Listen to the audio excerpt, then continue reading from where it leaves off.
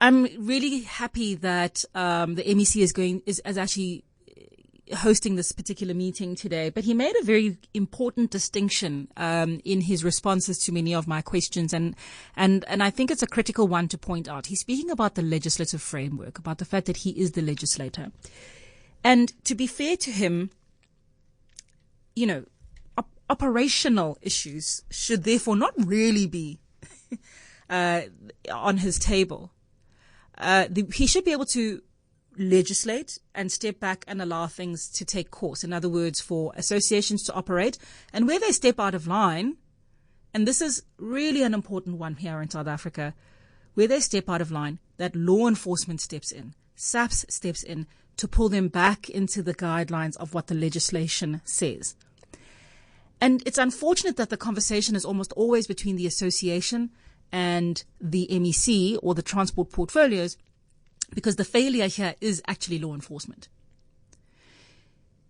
The people who are operating with impunity, as Mandla indicates, for years within this taxi standoff, taxi violence, and the ability to intimidate on various routes, are doing so and have continued to do so and have been able to get to this level of intensity because of a lack of punitive measure.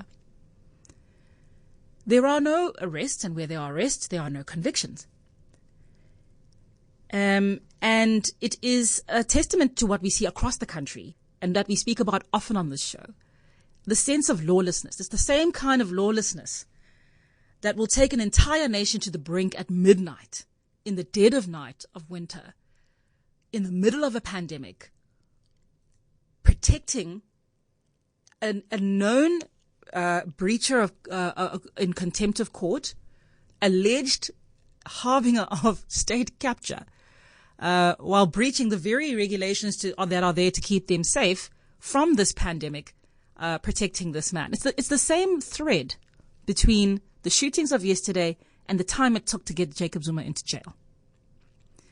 And that comes down to the accountability of the average citizen, and accountability of the average citizen runs somewhere between self-regulation and law enforcement. And the less law enforcement you have, the less self-regulation needs to play out. Because what am I afraid of? And so, yes, it's important that we're going to have this meeting between Santako Kodeta Kata and the MEC, SAPS, and of course the Community Safety Department. But none of this works if SAPS doesn't.